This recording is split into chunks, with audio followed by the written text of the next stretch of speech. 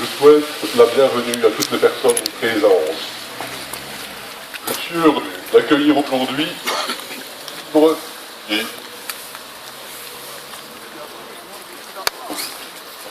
il y a 70 ans,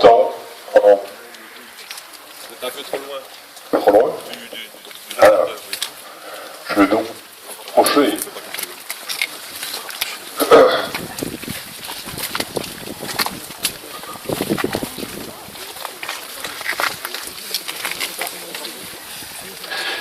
Il y a 70 ans, en Deuxième Guerre mondiale, les directeurs des sociétés de Merlemont et Mathyssen ouvraient quant à eux la porte de leur société à 21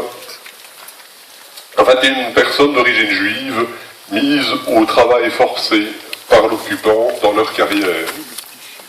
D'autres personnes vont vous parler bien mieux que moi du destin de ces travailleurs et vous expliquer pourquoi leur histoire ressurgit aujourd'hui du passé. Je vais pour ma part brosser rapidement quelques éléments du contexte de ces événements. Quoi de mieux pour cela que d'évoquer le chemin de fer vicinal Châtelineau-Givet, sur la ligne duquel nous nous trouvons précisément aujourd'hui. Ce chemin de fer, c'est d'abord le vecteur qui explique le développement des carrières de dolomie ici à Philippeville. La dolomie extraite était concassée, cuite dans des fours, avant d'être expédiée vers les bassins sidérurgiques carolo-régiens et sans doute celui de Vireux en France. Cette dolomie était en effet utilisée pour la fabrication de l'acier et des briques ou mortiers réfractaires. On comprend donc l'importance stratégique de ce secteur pour l'occupant durant la Seconde Guerre mondiale.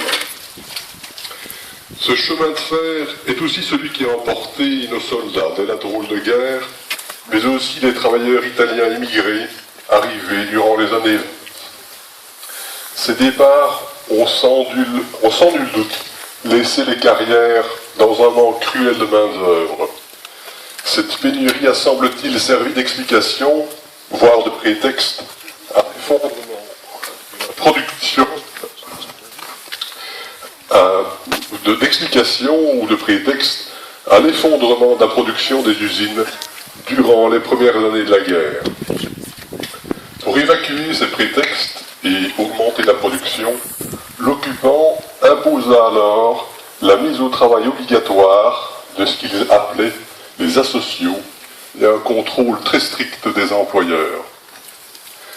C'est encore ce train qui amena ces travailleurs forcés ici en juillet 1942. Tous étaient de jeunes hommes de 16 à 30 ans. Certains de ces travailleurs avaient enfreint les règles pour emmener avec eux ce qu'ils avaient de plus cher, épouses et enfants. Les célibataires s'établirent dans les phalanstères, désertés par les Italiens, et les couples dans des maisons du village dont certaines appartenaient à l'entreprise. Les sources sont peu nombreuses, mais on peut néanmoins imaginer que les directions étaient contraintes à leur confier du travail de manœuvre, plus que probablement le concassage de la pierre.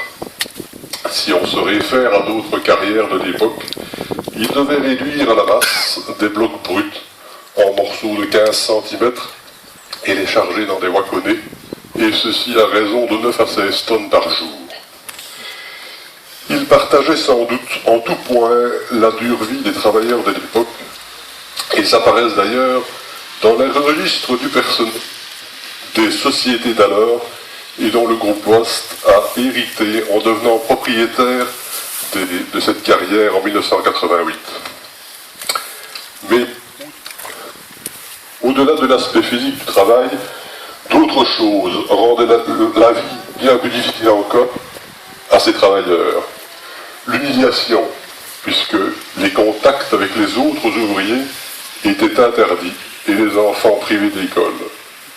La précarité matérielle, car même s'ils recevaient un salaire, il était à coup sûr insuffisant, puisque dédié à la subsistance de leur seule personne. mais surtout l'angoisse, celle d'être expédié soi-même vers un inconnu hostile, loin des êtres chers, et plus encore, de voir partir ceux-ci.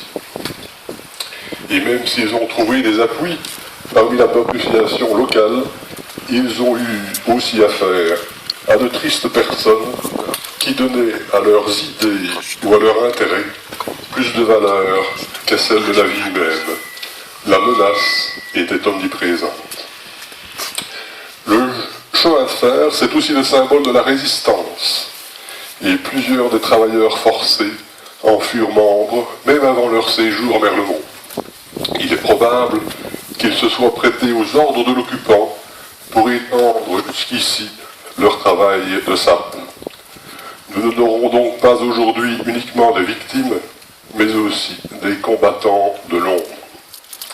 J'arrêterai mon évocation ici, et je terminerai par un souhait.